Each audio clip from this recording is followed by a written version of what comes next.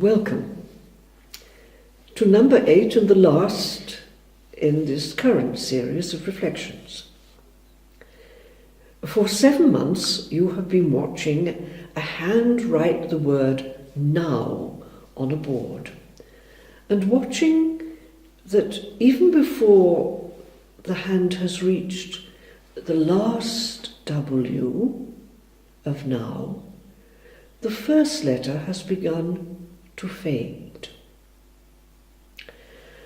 This is not just an eye-catching symbol. This is a message that contains the essential truth of our life on this planet and how we must absorb it and live it.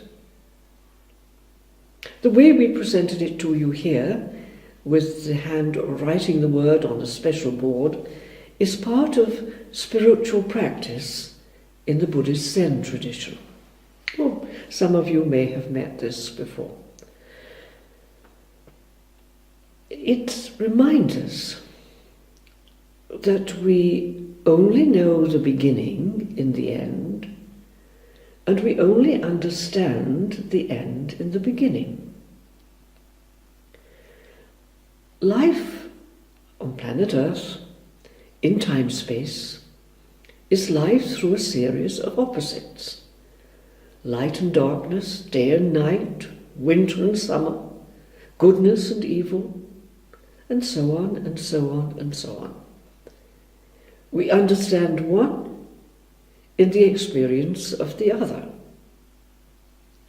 Living beyond the pairs of opposites was a phrase used in the original wisdom, the Vedic tradition, that reflects the one that we've used earlier in these reflections from the Christian tradition, where Irenaeus reminded us that we had to go beyond mind to all that lies beyond mind. Mind, the experience of the opposites, beginning, end, light, darkness, and so on, is the same as going beyond mind to discover all that lies beyond mind. Well, let's just take the one that we have as a title today. If there is no beginning, there can be no end. If there's no end, we don't look for a beginning, because they don't exist. There is only now. Let's be very practical. I know that I had a beginning. I have a birthday, a date when I was born, and I've probably got several legal papers to prove that I was born on that particular day. Actually, we know that my beginning began several months before that, but I did have a recognizable beginning.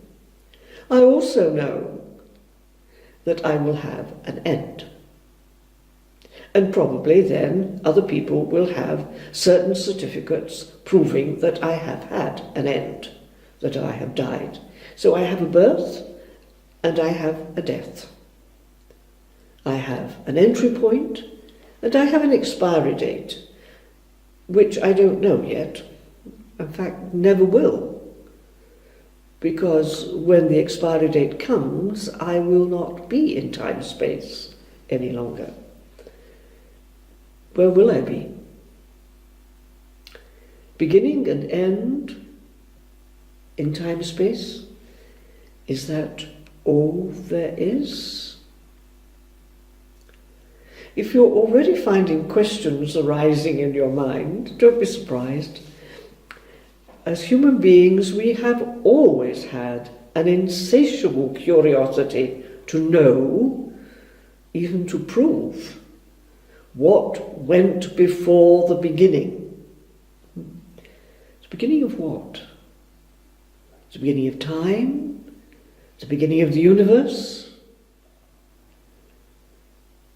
We're very curious about that. We're also very curious to know what will happen afterwards. not so much to the universe, but to me. Is there life after death? What sort of life? And you know that this has run through our literature and our searches and our religious theologies throughout the whole of our history, for all the thousands of years of our history. Before the universe was what? What was the actual source out of which all this came? The beginning of time-space, the beginning of the cosmos, the universe, as we know it. Well, of course, you probably have in your minds, those of you who come from with a background of any particular religious tradition, what the scriptures of your tradition said. And perhaps the most well-known among us would be the words of Genesis. In the beginning, God created. So before the beginning, there was God. Was there something before God, the source?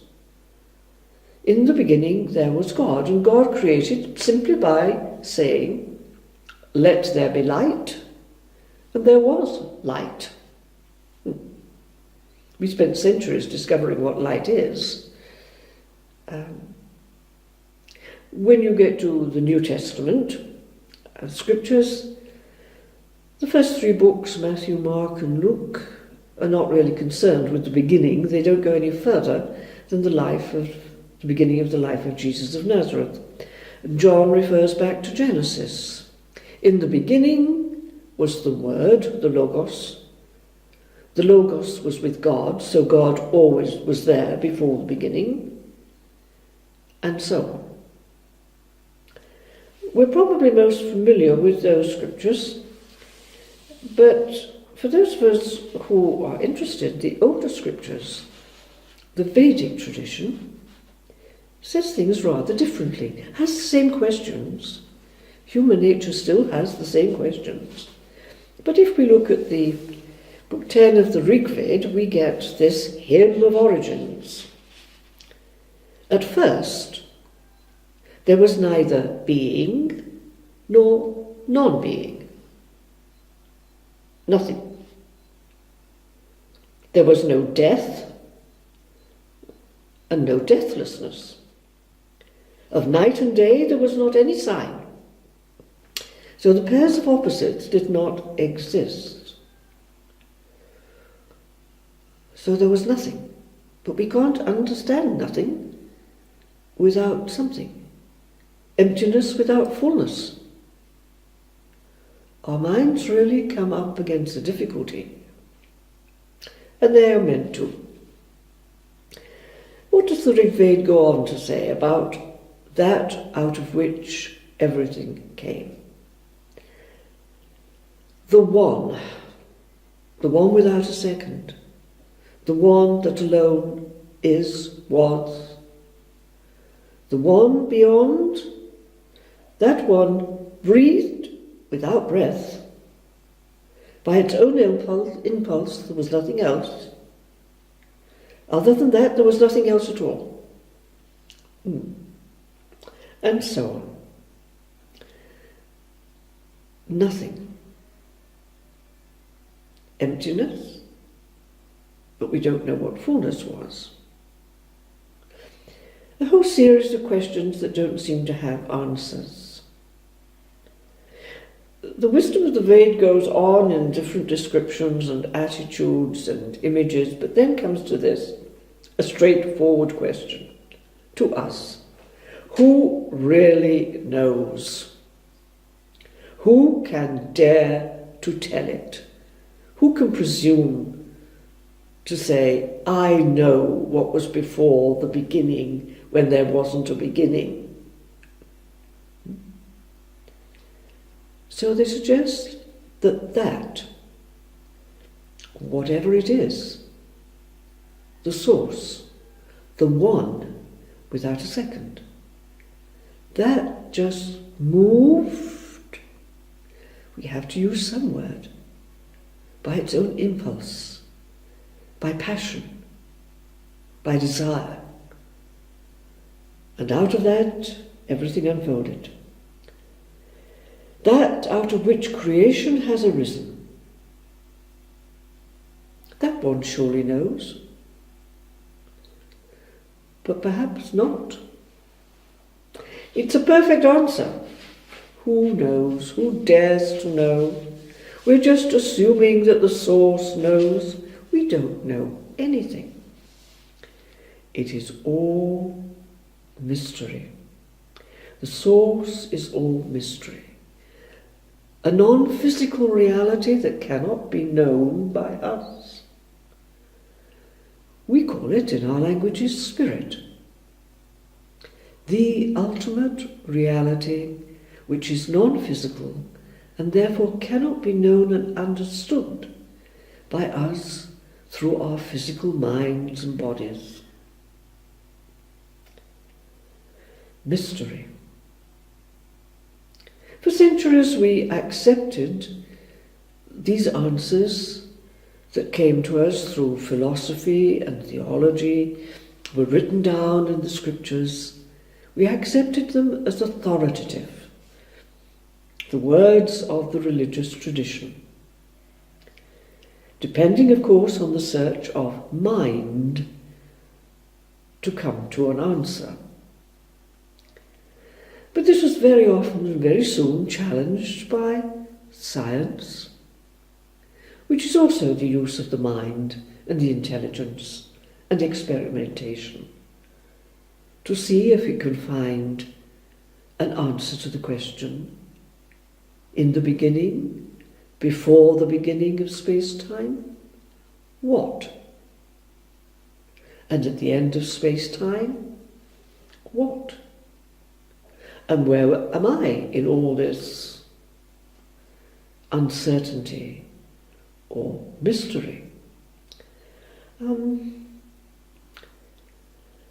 Slowly, when science began to challenge philosophy and theology in finding the answers, we found a fascinating story developed. If you've never read it or looked into it for yourself, I advise you to do so. It's readily available. You just open your computer and start searching. Because we're still searching. Information and possible answers are still coming to us all the time from our scientists. It goes back a long way. It was about the 16th century, the 1500s, when a proposal was made that this universe came from a big bang. Now, most of the scientists of the time rejected the theory completely, and certainly philosophy and theology did. They had a nice God already established who produced everything. So no need to ask any more questions.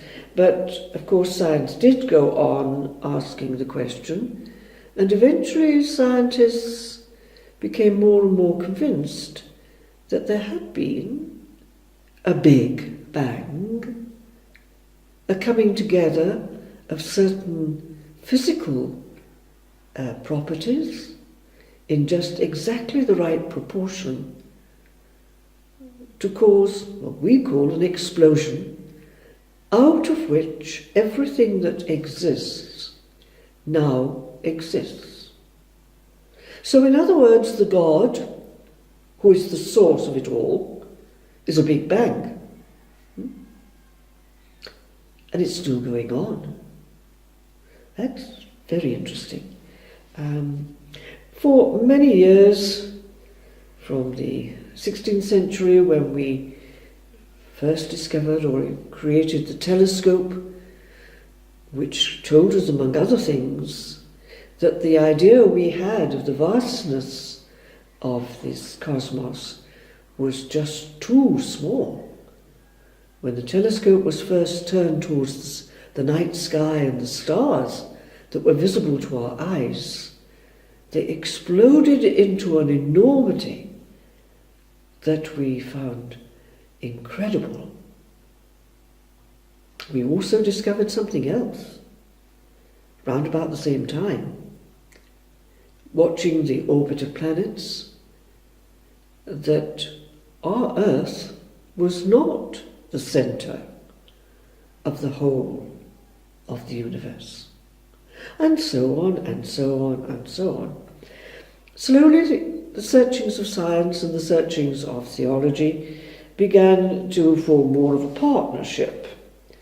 Around about the 1850s, you have a Jesuit priest who was, by the way, the one who organized the Vatican Observatory, who was able to discover the life cycle of stars. So here they were, being born and developing and crashing and dying, and new stars being born in a way that shook completely our former understanding and answers about beginning and end and what goes on in between, and so on. It goes on more and more and more till we discover the speed of light and can look back in time, until we discovered in the 19th century, then in the 20th century, at a time when practically all of us who are looking at this must have been born and lived. In the 20th century, the 1900s, we discovered that 99% of this universe is in darkness. We can't see it at all. And where does our question, our confident question that we can find the beginning, either through scientific research or through philosophical or theological speculation? Both have ended in mystery. And as one scientist leading a research team working on the intricacy and the delicacy and the power of the human the human mind, said in an interview later, oh yes, we can find a great deal of complexity. We haven't found the simplicity, the answer, the simple, perfect answer to the question. So whether we approach by religion or by science, we search, and the search will bring us face to face, again and again, with mystery. Am I prepared to accept this?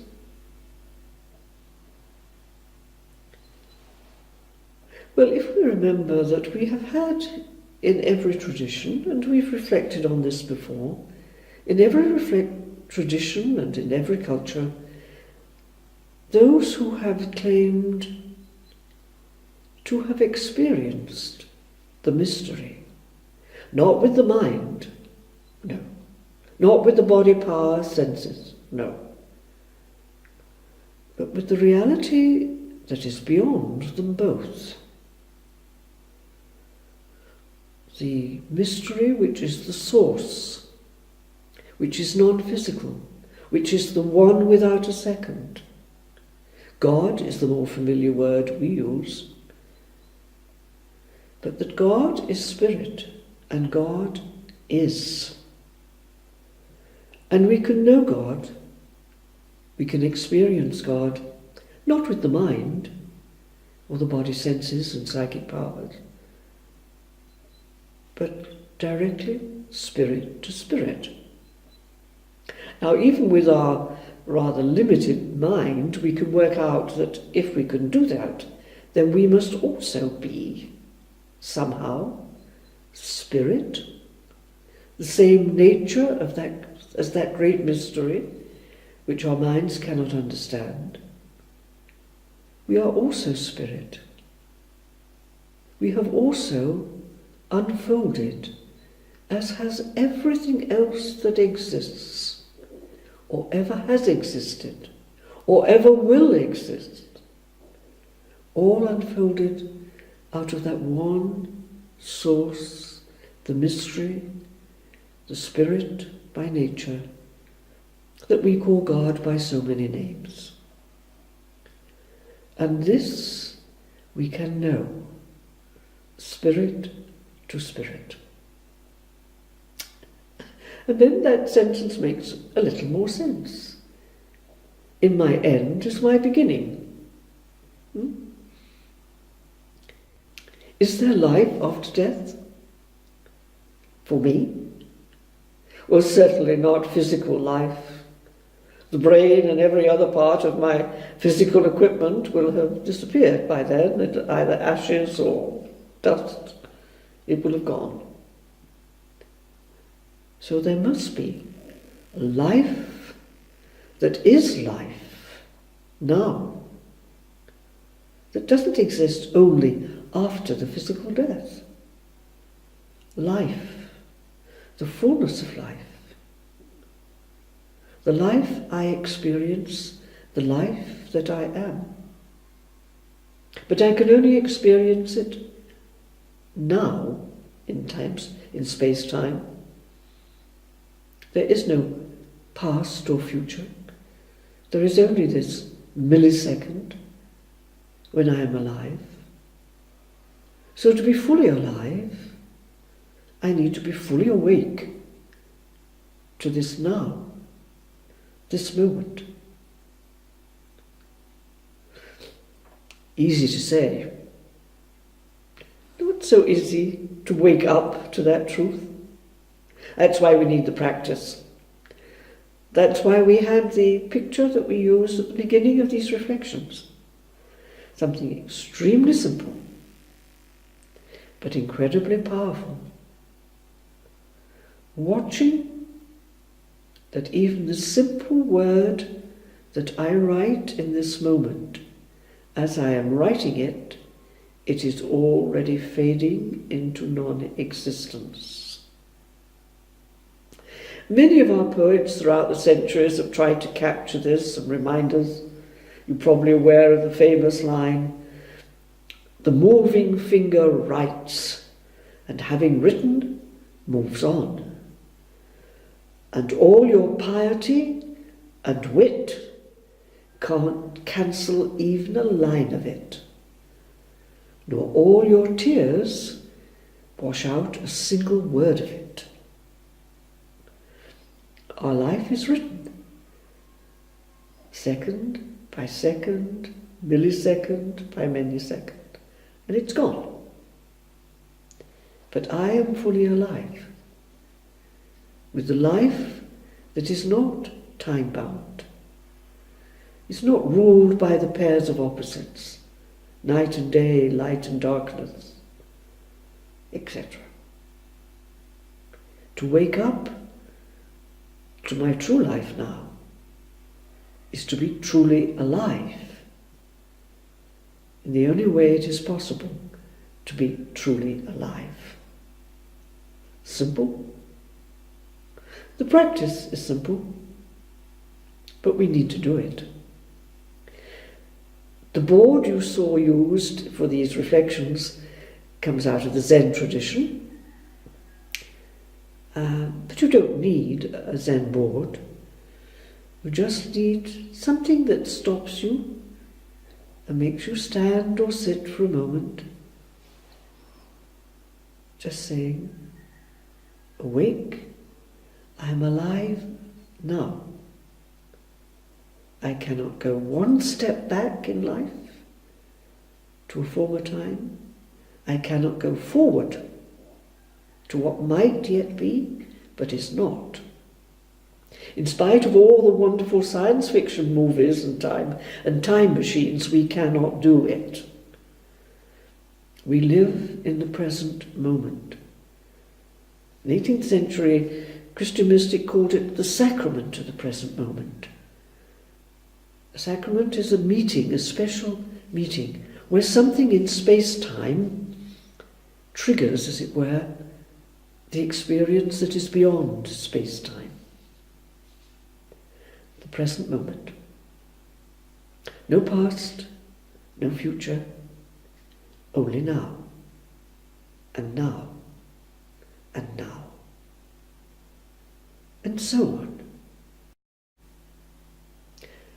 And to be continued.